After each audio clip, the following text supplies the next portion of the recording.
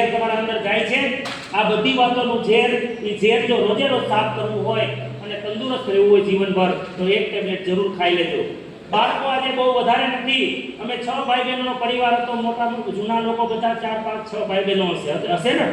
અત્યારે આપણે બેન, આપણા બે, આપણે અમે બેન, અમારો એક.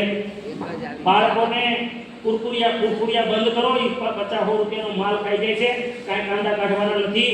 અને તમે વિચાર કરો, આજ હવે જાગવું પડશે, આરસીએમ નો સામાન વાપરવો પડશે, વપરાવવો પડશે. તમને ફાવે કે ન ફાવે, ગમે કે ન ગમે, કરવું પડે છે સાહેબ.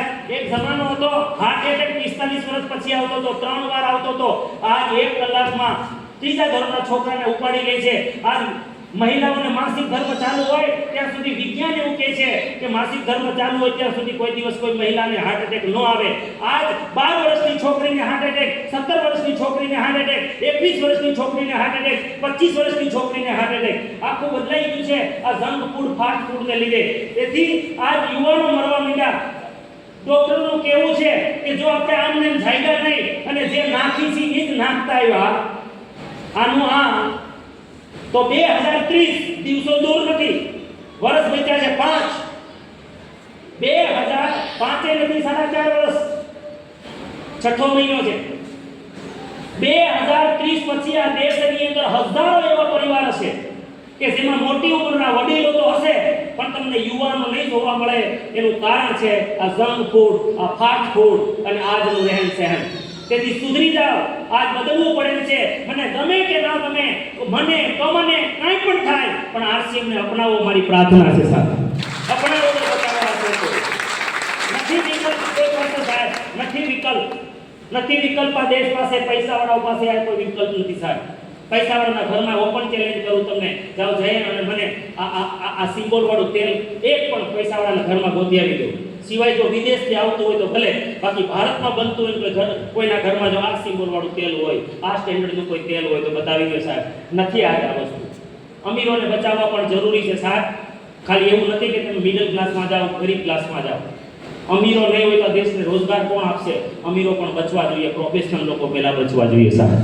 પૈસાવાળા લોકોને બચાવો, આ પ્રોડક્ટ આપીને ઘરમાં લઈ જાઓ. બાળકોને બચાવો, આ બાળકો માટે અતિ ઉપયોગી વસ્તુ છે ને. બહારનું બંધ કરો એટલે આરસીએમ પાસે બધો જ સામાન છે. આ 48 પોષક તત્વો વાળું ન્યુટ્રીચાર્જ કિટ્સ 2 વર્ષથી 14 વર્ષના છોકરાઓને તમે આપી શકો છો. એની હાઇટ વધશે, રોગપ્રતિકારક શક્તિ વધશે, બીમાર થતા બંધ થશે અને કેટલી બીમારીઓનો સામનો કરતા થઈ જશે. અને 11 પોષક તત્વો એના મગજના વિકાસ માટેના છે. એની સાથે ન્યુટ્રીચાર્જ ડીએચએ ટ્વિસ્ટ ખવડાવો.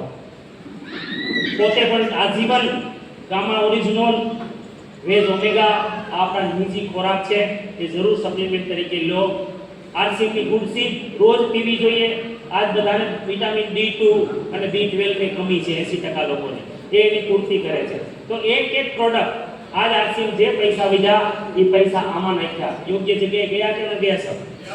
આપણે સ્વાસ્થ્ય મળ્યો કે ન મળ્યું સાહેબ? તેલ ખાઈને ફાયદો થયો? કોને થયો?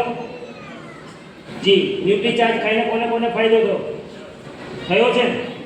ઓકે, ચલો. ગામા ઓરિજિનલ ખાઈને થયો? ઓકે. પેલા બધું ખાતા હતા ને બજારમાં, આટલું ખાલી સમજી લો તો આ પહેલું કામ આપેલું. બીજું, આરસીએમ પાસે હજુ પૈસા વધે છે આટલું સારું કરતા. તો આરસીએમ શું કરે છે? 15% થી લઈને, મેં તમને કીધું ને, જય આરસીએમ બોલો તો 20%, 15 થી 20% સસ્તું એમઆરપીમાં. હજી આરસીએમ પાસે પૈસા વધે છે તો તમે લગાતાર સમજો કે જો 25,000 પીવી નો સામાન લો, હું 25,000 પીવી નો સામાન લઉં છું, મને દર 6 મહિને 5,000 નો સામાન ગિફ્ટ મળે છે અને 12,500 રૂપિયા મારા ખાતામાં રોકડા કંપની આપી દે છે દર 6 મહિને. જે લોકો 10,000 પીવી નો સામાન આરસીએમ માંથી ખરીદી કરે છે દર મહિને, એને 6 મહિને 5,000 રૂપિયા રોકડા અને 5,000 નો સામાન ને 3,000 રોકડા આવ્યા છે કોઈનામાંથી? Very good. આવે છે ને કે હું ફાકા મારું? આવે છે. જે લોકો 5,000 ગરીબ માણસો બિચારા 5,000 પીવી ખરીદતા હશે, આ ગરીબ માણસો જો 5,000 પીવી જાળવી રાખે તો એને 6 મહિના પછી 5,000 રૂપિયાનો સામાન આરસીએમ ગિફ્ટ આપે છે. કોઈને મળ્યો છે ભાઈ 5,000? Very good. તો અહીંયા તમે 5,000 પીવી કરો છો આનાથી નીચે જવાય નહીં, કારણ કે ખર્ચો આપણો 40,000 નો છે ને મને શરમ આવે 2500 ટીવીમાં. આટલા ગરીબ આ દેશના લોકો હોય તો ખાલી મારો જ વાંક છે. આ હું જિમ્મેદારી લઉં છું. જેના ઘરમાં 5,000 ન જોતા હોય આરસીએમનો સામાન, કેટલા ગરીબ હશે, કેટલા ભયંકર ગરીબ. પણ છતાંય કહું ભાઈ, બિચારો એક તો માણસ રહેતો હોય એને 5,000 માં નથી થતું, તો 2500 રૂપિયાની કરે તો 2500 રૂપિયાનો સામાન, એનાથી નીચે નથી જવું. હજી આરસીએમ પાસે પૈસા વધે બોલો જાવડા. તો આરસીએમ શું કરે ખબર છે? જેમ અહીંયા હું અને જે કોટ કેન્ટવાળા મયુરભાઈ ના વિજયભાઈ ના બધા જેટલા છે, રાજુભાઈ ના, મને બધા નામ આવડતા નથી સાહેબ, સમજેલા સાહેબ, આ બધા જે છે સાથીઓ એ પ્રચાર કરે છે, આ મિશનને આગળ લઈ જાય છે. દુનિયા ભલે એને કે ધંધો કરવા જાય છે. હા, અમે આરસીએમ વાળા કોઈને બતાવવા જાય તો ધંધો, અને તમે વા જાઓ છો શું કરવા જાઓ છો બજારમાં? એ બધી સેવા, આ જેટલી દુકાનો ખુલી છે ને એ બધી મારા બેટા સેવા કરે. સારા અમે ધંધો કરીશું, અમે સારા પાપ કરવા જઈએ. એલા જે ધંધાએ તમને છોલી નાખ્યા ચારે બાજુથી, કર્જમાં ખાલી નીકળવાના નામ નથી લેતા, 80% ઉપર લોન ચડાવી દીધી. આજ હું છાતી ઠોકીને કહું છું કે 19 વર્ષ થયા આરસીએમમાં, આજ મારો ચેક આવે છે ને ભાઈ, એમાંથી 1.5 કરોડ રૂપિયા હું એડવર્ટાઇઝના મારી ટીમને પાછા અપાવું છું સાહેબ. 1.5 કરોડ. આનું મને ગૌરવ છે સાહેબ.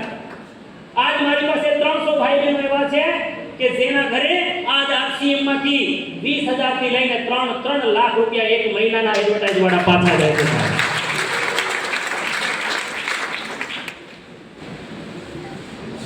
કર ભલા સો હો ભલા.